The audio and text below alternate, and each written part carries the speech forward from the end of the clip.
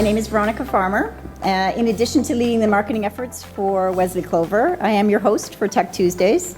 Tech Tuesdays are made possible by Terry Matthews and the Wesley Clover Foundation, whose philanthropic support is committed to advancing the overall well-being and growth of our local business and tech community. This month's speaker is Adam Kardash, who is recognized as a Canadian legal expert in privacy and data management.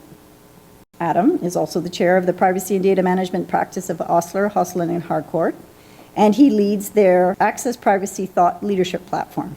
Adam has extensive experience in privacy law area and regularly advises chief privacy officers, in-house counsel, and compliance professionals across private, public, and non-for-profit sectors on managing security incidents, privacy regulatory investigations, and broader data governance matters. I feel we are definitely in good hands here. And Adam will outline how to navigate the privacy, legal, and reputational challenges in today's dynamic data environment. And with that, Adam, I'll have you come up.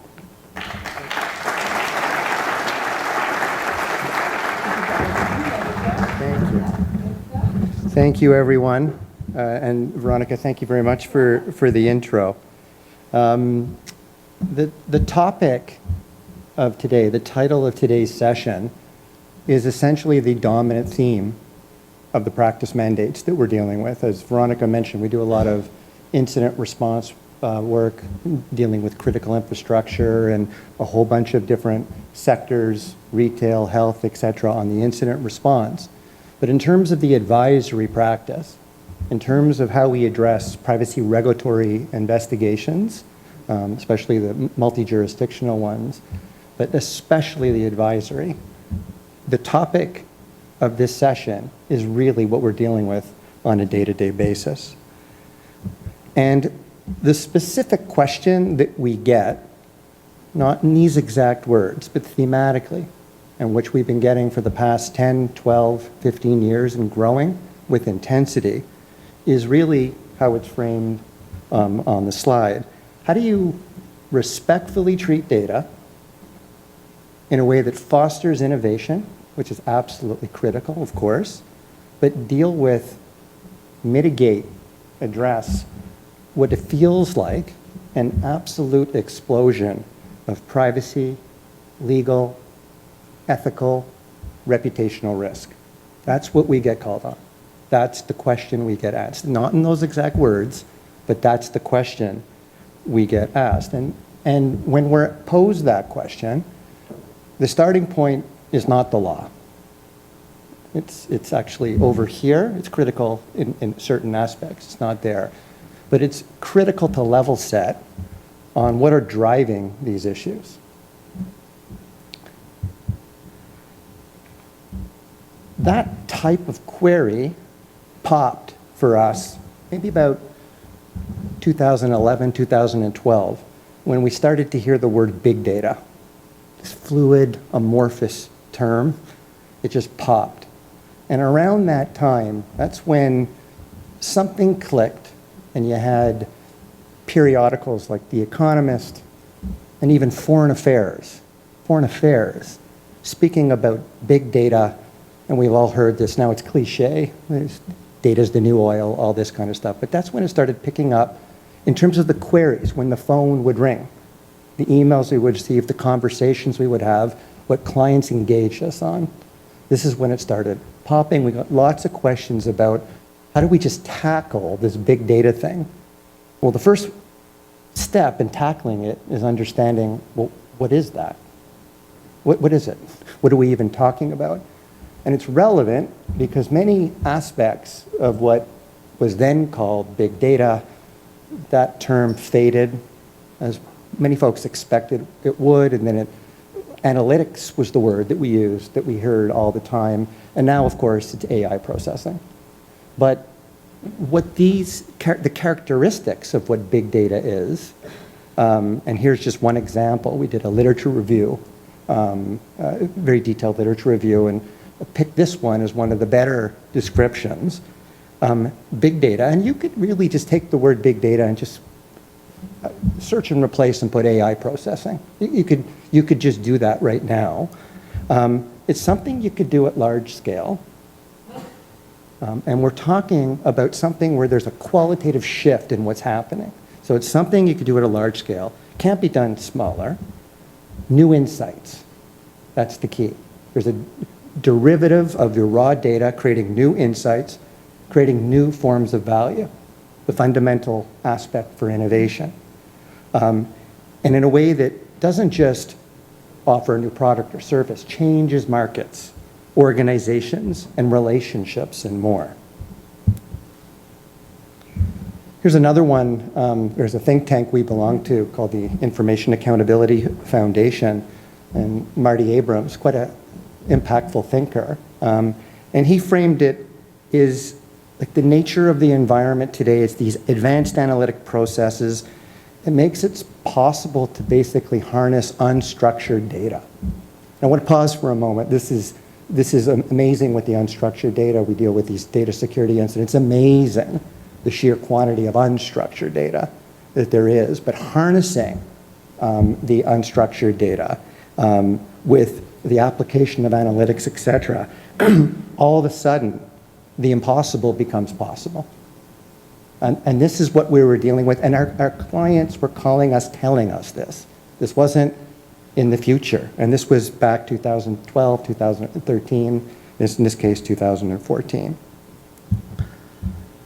Essentially, we have this environment that are driving issues, and there's a series of features of the environment that not just static, they work sort of collectively, pour the ingredients in the soup, in the boiling water, and create the soup. And this is not new. So anyone who says, oh, there's new issues that we're facing because of AI, or new issues, there's just new privacy issues because of this media platform or that social media platform, it's categorically incorrect. I know it because we've dealt with this. This slide is actually an example of this. This slide I put together 12 years ago. Every single aspect of this remains accurate, except for one thing. It's intensifying dramatically. What do we have? We have massive, we don't actually understand the amount of data we have. We don't understand it. We can't, maybe there's folks here who really can have a grasp on it and can explain it, but most of us really, as human beings, we can't grasp it. And it's there, unstructured. Data ubiquity, it's a term I use. The data's everywhere. And it's data everywhere, and there's data transactions, light speed transaction in hyper-connected, complex data ecosystems. And this, often folks, when talk about an ecosystem, they might refer to a social media platform. That's nothing. There's the payment ecosystem, the ecosystem for the automated vehicle. We spend a lot of time working in the digital advertising ecosystem. You could put a graphic on the slide and you'll have 400 companies that are active, often many of them hugely successful in the entire area. And I still haven't heard of the vast majority of them. All of these are just examples of these ecosystems that are only going to get more intense and serve to drive each other. The Internet of Things, which I'm sure many folks have heard of here, the phenomena that's basically going to trigger even more amounts of data. Because we have organizations, people, and now things, and more data. And then on top of that, you have the proliferation, and really, you can almost call it the democratization of the use of analytics processes, applications, et cetera, making it available for everyone, immediately generating more insights, more data. And then we have the impact. It's the creation of these insights, deriving more knowledge, creating value, which is what we have to harness. And then there's the reckoning, which we're speaking about again, is this profound societal change. And what's interesting is when folks first talked about this 12, 13 years ago, and certainly the first few times I put up this slide, I didn't see it, but you sensed the eyebrow rolling with the last bullet. It's no longer the case. It's just, we're here. So there's a number of challenges that this environment is having. I've listed them here. I'll share over the next few minutes a few thoughts on each. Most of these are things that you could have like a full day session on and just scratch the surface in some ways. But I'll share some thoughts briefly what we're dealing with. None of this is speculation, zero. All of this is stuff that we're actually dealing with day to day in one form or the other. So one of the things that's happening, and this is coming like a freight train, is that there's these vast data sets and technological advances, et cetera, is resulting in more data, and more data is being deemed to be identifiable. More data is personal information, or suppose you heard the phrase, privacy's dead, everything's personal information, et cetera, on this.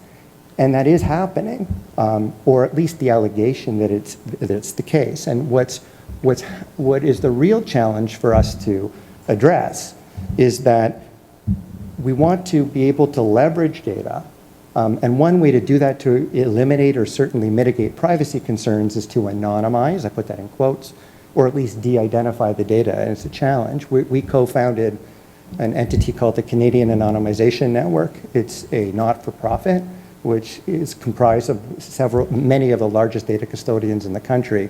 Its sole purpose is to actually, how do we just understand and level set, commit to create a community of practice so that we can de-identify and anonymize that we can feel comfortable with.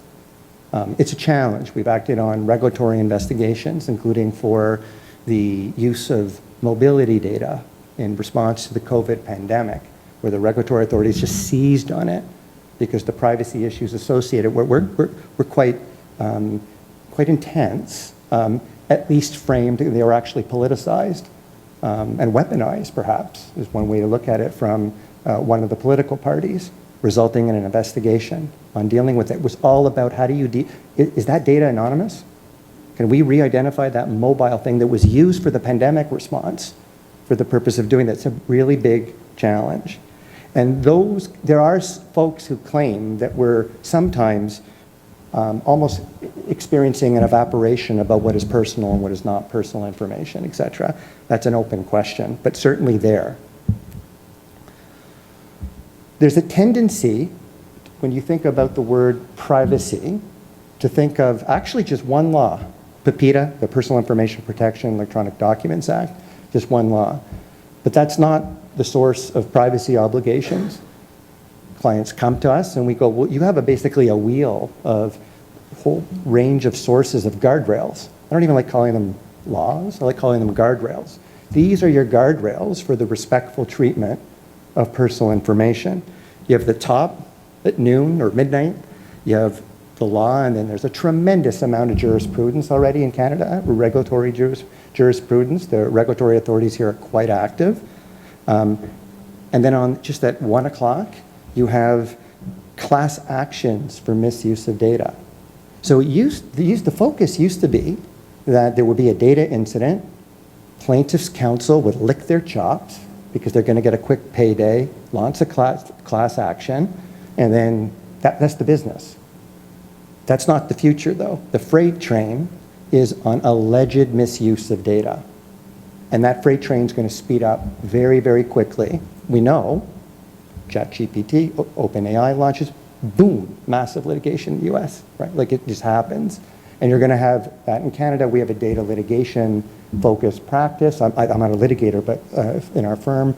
And the growing part of their practice, we track the class actions, but the growing part of their practice is alleged misuse. And I'm choosing my words carefully. There might not be any actual misuse. Alleged misuse of data. That's the future. And then you have, and we experienced this, especially in the wake of security incidents, when all of a sudden, all sorts of regulatory authorities are interested. And so I've listed at sort of this 3 o'clock, you have all sorts of regulatory authorities that are now seized of data. The Competition Bureau is seized of data concerns.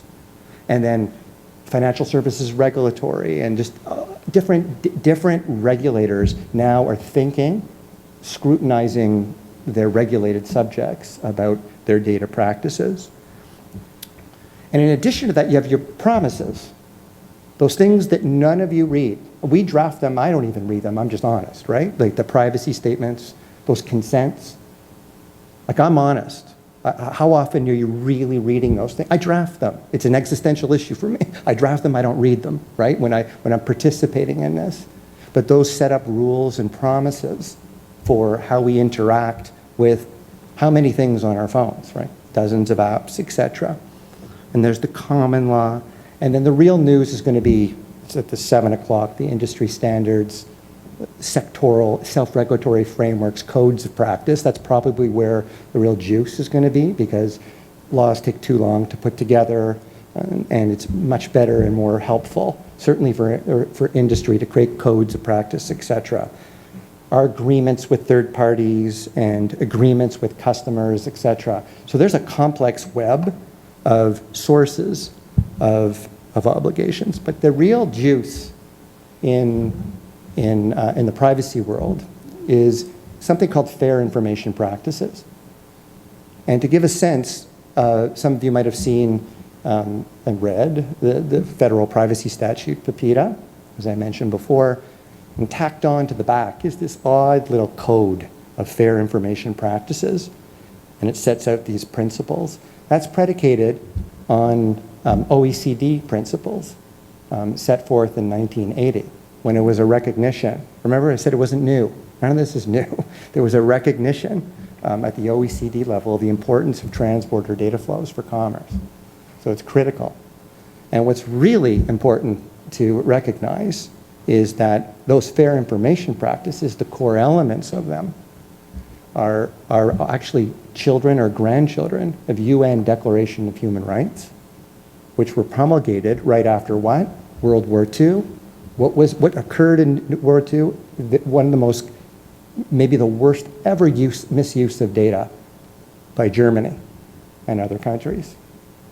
And so you have these principles that are predicated with historical origins there, and they're actually fundamentally predicated on Judeo-Christian thought, and there's a lot of, and other religions too have core elements of privacy going back thousands of years. But the current modern is predicated on this. And the current environment is creating stress.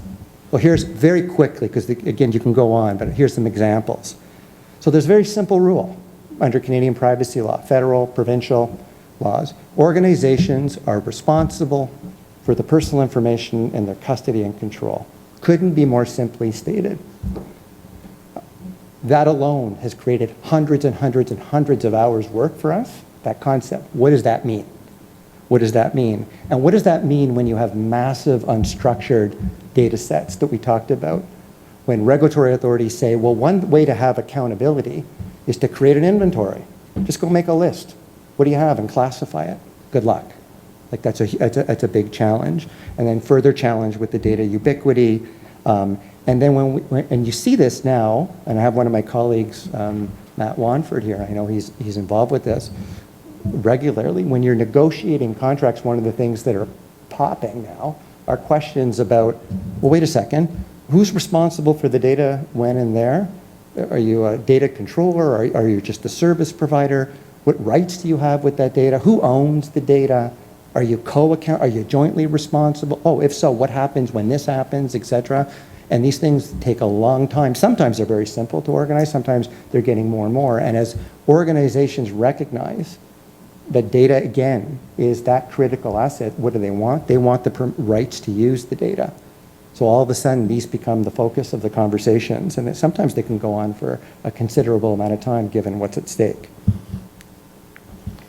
The challenge is that current policies and procedures and privacy management programs, to the extent that they exist, don't really take into account the new environment. And we have new things like automated decision making. How do we have accountable automated decision making? It's a machine making a decision. How do we do that? And we have this whole theme that bubbles up, burbles down, bubbles up again, personal empowerment. And one of the ways we're seeing this is in laws in Europe, in Quebec, proposed law before a parliamentary committee, INDU in Canada, is a concept called data portability, which is sort of like every one of us now has a right to access data. Data portability gives each of us the right to get data in some sort of structured format. So we could use it. It's our data. We can get it, use it for what we want, give it to someone else if what we do now, it's being codified. into it. In C27, which is before Parliament, as I just mentioned, it's called data mobility rights. And this isn't just words. This data mobility rights is a cornerstone feature, for example, of open banking. Open banking is predicated on this, and all sorts of different ecosystems, etc. In Canada, I would say that we might have a religious obsession with the concept of consent. Now, permission is always going to be important in certain instances. And regulatory authorities always cite, it's, you got to get consent, you got to get consent, it's consent, that's really, really important, etc. But there has been a growing, and some folks who actually play with the data, knowledge, not an understanding, it's like a clear understanding of real challenges with getting permission. And the reason for that is a valid consent is both informed, like you know what's going on, and you can take it away. But for secondary uses of data, you can't withdraw the, you can't withdraw the consent, etc. So this idea of consent, again, which no one reads. How many of you are reading it? I don't read it. How many of you feel really informed with all the apps on your phone, how your data is being used, let alone by the device, whether it's iOS or Android? How many of you really understand it? We're involved in investigations and we're still learning about it. So it's not informed. That's the challenge about it. So we have this issue where privacy laws are predicated on permission, yet there's a fundamental challenge, and it's only going to get more challenging when you have more complex data ecosystems. Privacy legislation says you got to identify the purposes for your collection and use. Well, health researchers have known for years that we might not know what we're going to find with a longitudinal data site, with insight that's going to be. Maybe we can understand the type of query we might make, but we might not know the insights that we'll find. And so it's often posed as a potential challenge. Data minimization, basic rule. Use the minimal amount of data as you need for the purpose. But to train AI models, you need vast data sets. To conduct analytics and have pattern recognition, you need vast breadth and longitudinal data sets to really find those patterns, etc. So there's challenges in reconciling the concept of data minimization in this age where there is this incalculable and growing amount of data, and it's a challenge. And then it starts getting more interesting. In Canadian law, the concept is reasonable. Organizations are only able to collect, use, or disclose personal information for a purpose that a reasonable person would consider appropriate. That's the rule.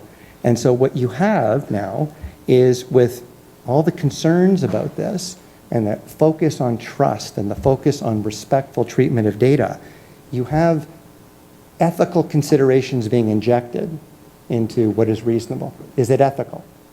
To the extent that something might not be ethical, it's the same extent it might not be reasonable, and therefore it might not comply with that basic principle. And you have, when you open up the concept of ethics, then you open up into all sorts of questions about community rights,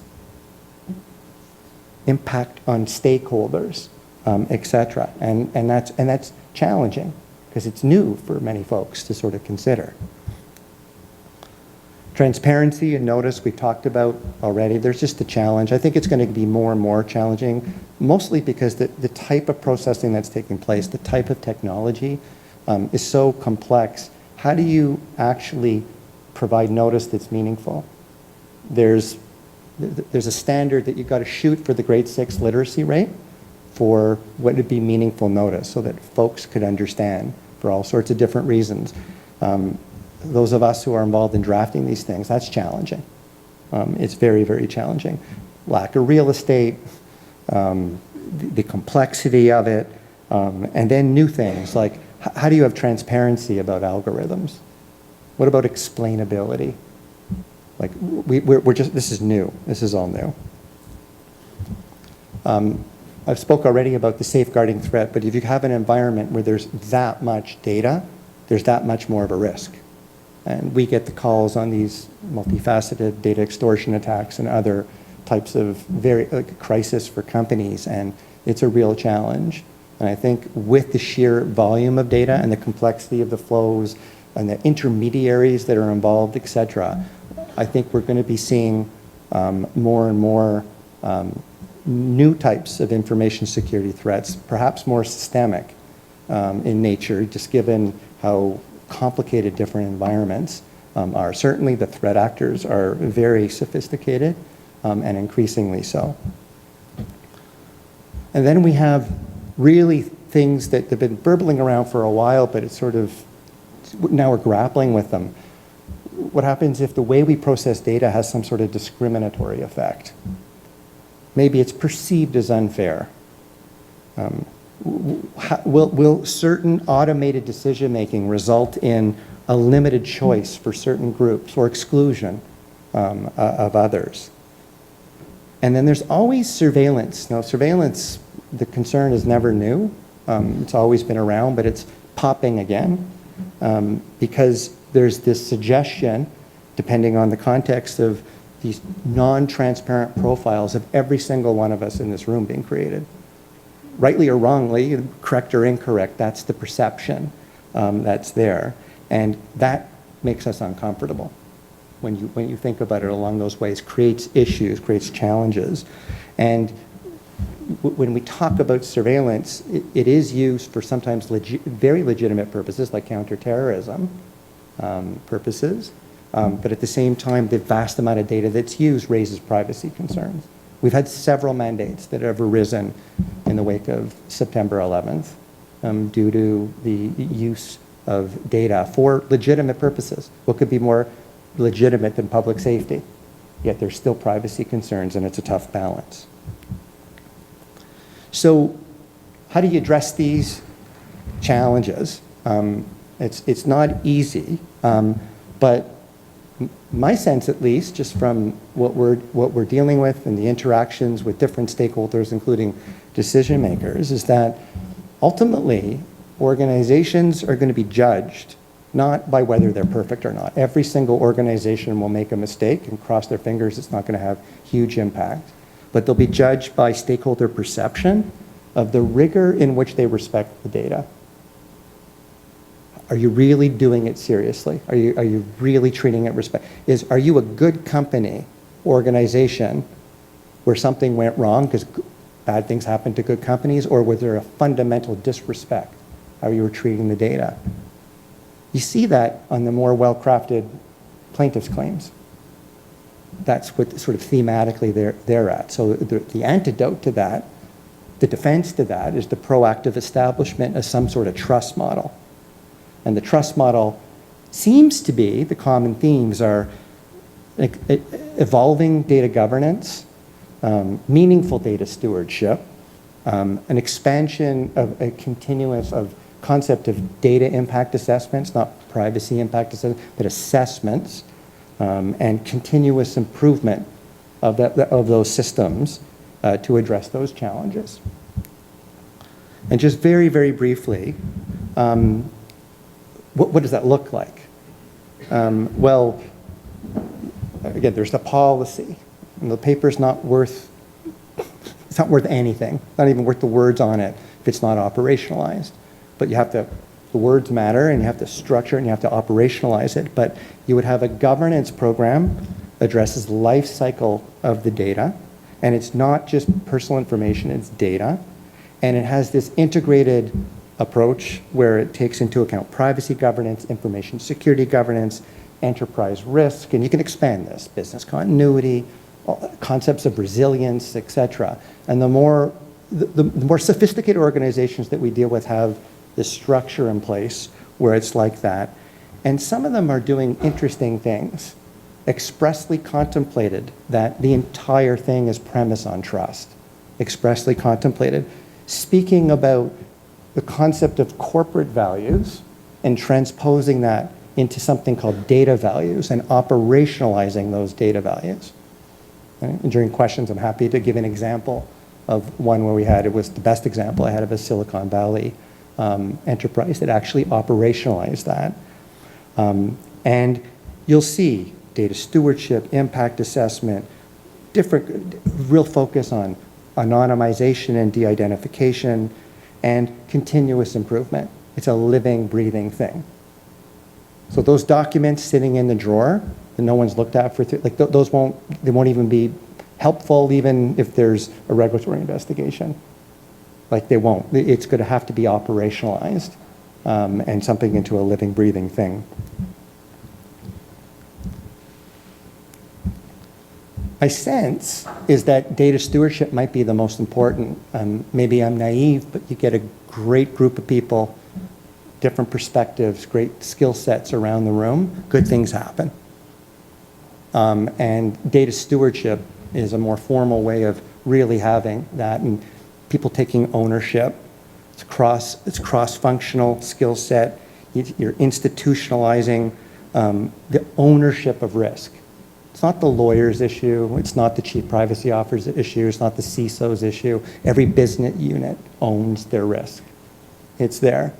We had one company tell us, and this is the first time I heard it, it was probably about 8 or 9 years ago, they put it on the scorecard. It was on the feedback. It was critical for your annual reviews, how you performed, institutionalizing all this. And the rest of this, which is interesting, is not rocket science. It's all standard stuff for more involved data governance, except it's accountable processes. This group puts in this place, and folks are accountable for this. And you'll hear more and more, if you haven't already, about concepts of impact assessments, but these are going to be institutionalized assessments. And what you're going to have is you're going to see not just how it impacts individuals, but it's the last set. How does your use of data impact your whole range of stakeholders? These are the things that AI is asking us to consider with depth and with serious implications. How is it impacting stakeholders, not necessarily just individuals?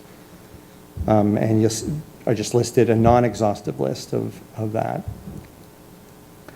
And then finally, there we go, sorry. It's a living, breathing beast. It's not paper. It's operationalized. It's continuous improvement. ISO standards speak to concepts of continuous improvement, critical for data governance, for information security governance. And now you're going to see it more and more as something so important because everything's moving too quick. So you're going to have to constantly improve, and it's going to be a challenge, but it's going to be a necessary challenge. It's going to be something that organizations that are data companies are going to have to do, or they'll be facing tremendous risk. And then there's the anonymization and de-identification. And this, as I mentioned before, there are companies that are spending a lot of time with this, and this is difficult. But what you'll hear about, or you might have heard already, is concepts, even a subtype of data governance called like re-identification risk frameworks. It's like a subset that has a whole bunch of features. So it's not just taking a technical process and removing some data elements. It's looking at holistically, what have you done to either de-identify or anonymize the data? Why? Because you can then innovate with it, feeling much more comfortable with less risk. So again, I blasted through that. I'm a little concerned about how quick I went, but I blasted through it. Each of those things could go on. You can really go on for a while. I mentioned a couple of things that I'm happy to speak about in more detail, but I know you have a tight time frame, so I wanted to stop. If I took you back 100 years ago and I said, well, how many people here have a phone? Oh, Alexander Graham Bell, the Bell system and so on. Copper wires rip up the roads, 25 pair, 100 pair, clunk, clunk, clunk. Where was it connected to? The central office. In Europe, they'd call that an exchange, correct? We all know that. So why am I bringing this up? There's history of J.P. Morgan, big banker in New York. And at this point in time in the world of communications, Somebody like J.P. Morgan would pick up a phone and talk to a potential client and discuss whatever is the issue with the potential client via the operator. Now, the way that worked is an operator would say, oh, there's J.P. Morgan. You see, every connection would have a thing to pull in a plug. Tip ring and sleeve. Don't worry about the 3 copper wires, but that's just the way it worked. And one of his competitors had his wife as an operator. Oh, that's convenient. And the competitor therefore had the wife as an operator. And every time she saw J.P. Morgan, she'd plug in, oh, good morning, Mr. Morgan. Can I help you? Yes. Can I talk to clunk, clunk, bring, bring? That's the way that public exchanges worked. For those that know the history, you'd know that. But this was a competitor's wife who operated as the operator, listening into the call, how much is the charge, what's the deal with, clunk, clunk, and passing it to a husband. Now, you can probably search this, but it's a fact. Here's somebody listening to the call, passing it on to a competitor. Now, why do I bring this up? Because the world of data and data monitoring and passing it on, the world of video, this looking at you in this room and where you walk and clunk, that's another form of data. It's not going to go away. It isn't. We should all be aware of that. Personally, I hate it. Hyperscalers taking information from you all the time. And thank you, Adam, for bringing up all of the issues related to that. It's not going to go away. So what did J.P. Morgan do? He found out, just because of the detail that his competitor was putting out, he knew somebody was monitoring the calls. Just put 2 and 2 together. That's it. So he dealt with Alexander Graham Bell.